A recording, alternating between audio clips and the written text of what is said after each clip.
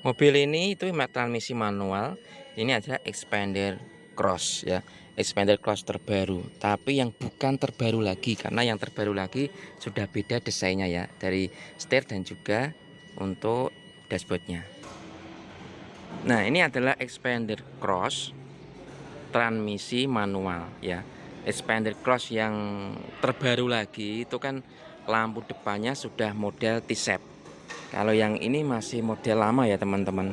Jadi lampunya masih model LED, lampu LED seperti biasa ini. Nah, ini Xpander Cross-nya ini kalau yang model terbaru model T-shape, seperti ini ya. Nah, seperti yang ini teman-teman. Kalau ini masih tipe yang lama. Nah, ini pun di dealer masih banyak ya. Jadi dapatkan harga khusus untuk mobil Xpander Cross karena kemungkinan yang mau beli itu akan beralih ke Xpander Cross yang terbaru. Jadi mungkin dealer juga akan menghabiskan stok Xpander Cross yang lama karena desainnya untuk setirnya sendiri itu persis hampir mirip punya Pajero. Kemudian dashboardnya sendiri dia juga hampir persis punyanya Pajero ya. Jadi keren sekali lah. Tapi desain yang Xpander Cross ini pun sangat keren juga ya. Jadi sudah sport seperti itu. Nah, ini untuk Xpander Cross sendiri yang transmisi manual. Ini ada transmisi manual ya teman-teman. Ini belum dilengkapi sama auto cruise ya.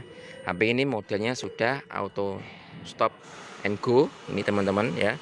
Kemudian sudah start stop engine OSS ya. Kemudian sudah head unitnya sudah besar ya desainnya, dengan ada yang kecil itu. Kemudian di sini untuk kontrol digital AC ya sudah digital. Nah, ini yang perlu diperhatikan teman-teman, transmisi manual. Mungkin orang yang belum tahu itu bahwa transmisi manual itu kan ada yang sering mengeluhkan itu adalah koplingnya ketinggian. Nah, karena koplingnya ketinggian, akhirnya ketika di jalan tanjakan atau di Bangjo itu mobilnya sering mati-mati, seperti orang ajaran, seperti orang baru belajar naik mobil. Tapi untuk Xpander yang cross terbaru ini, kadang saya menemukan itu koplingnya sudah pas, sudah sesuai, tidak ada kendala untuk transmisinya ya, khususnya transmisi matic. Jadi sudah normal. Jadi untuk kakinya sendiri kita menginjak kopling seperti ini waktu melepas koplingnya juga tidak terlalu tinggi. Menurut saya sudah pas setelan dari pabrik, tidak ada kendala. Kan untuk yang Xpander yang lama-lama tentunya itu banyak keluhan koplingnya terlalu tinggi sehingga sering mati-mati. Nah, untuk Xpander Cross yang transmisi manual ini itu memang banyak apa ya? Banyak diminati khususnya para pecinta transmisi manual. Karena banyak orang yang beranggapan bahwa transmisi matic itu nanti cepat rusak. Cepat rusaknya pun harus diketahui ya dari mana rusaknya. Apakah memang cara penggunaannya yang salah, kemudian cara perawatannya yang salah. Kemudian untuk transmisi manual pun sama aja. Nanti yang kalau salah pemakaian yang cepat jebol pasti kampas koplingnya, drag laker, kemudian master clutch dan power clutchnya juga cepat jebol. Nah, ini yang perlu diketahui ketika nanti terjadi minyak koplingnya itu bocor ya, terutama bocornya itu di power clutch, ini harus turun transmisi teman-teman karena posisi master clutchnya itu ada di dalam.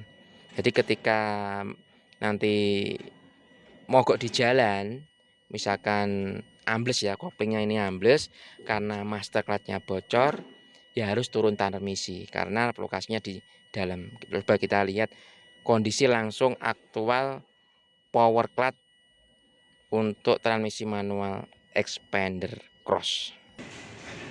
Nah, ini di kap mesin sudah kita buka. Kalau Xpander Cross ini dia sudah menggunakan ABS system ya. Kemudian ini sudah Euro 4 yang sudah dilengkapi dengan airflow sensor.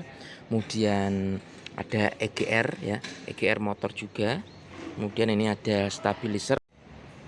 Nah, ini yang saya jelaskan tadi untuk lokasi dari master clutch-nya. Kalau master clutch, master clutch-nya dia ada di sini teman-teman.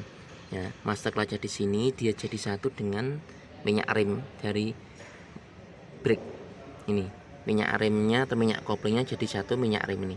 Ini ada selang masuk ke master koplingnya sini. Nah, untuk wheel Nah, untuk power clutch-nya sendiri dia ada di sini teman-teman. Nah ini, nah ini bagian bawah ini, dia ini adalah power clutch untuk apa ini, ketika nanti terjadi rembesan atau kebocoran, terutama kebocoran kalau ini hanya untuk bleeding ya, untuk bleeding. Tapi kalau yang untuk ketika terjadi rembesan, dia akan langsung masuk ke kopling, akhirnya kopling akan basah, rem koplingnya akan ambles dan menyebabkan apa ini, koplingnya tidak nyaman. Ketika tidak nyaman dan power clutch-nya bocor, ini harus nurunkan dari transmisi itu sendiri ya, seperti ini. Nah itulah, jadi ketika nanti terjadi kerusakan di kopling, khususnya kerusakan tentang masalah hidroliknya, maka untuk perbaikannya ganti rilis bearing atau power clutch-nya itu menjadi satu, sehingga harus ganti esi. Seperti itu ya teman-teman. Jadi ketika nanti di jalan ada kendala ya agak susah karena harus nurunin transmisi esi. Itu pun tidak hanya terjadi di expander, namun juga di kendaraan pun sama. Memang model yang sekarang itu didesain seperti itu agar lebih ringkes dan rapi, kemudian lebih langsung untuk tekanan hidroliknya ke release bearing dan ke matahari, akhirnya ke kopling.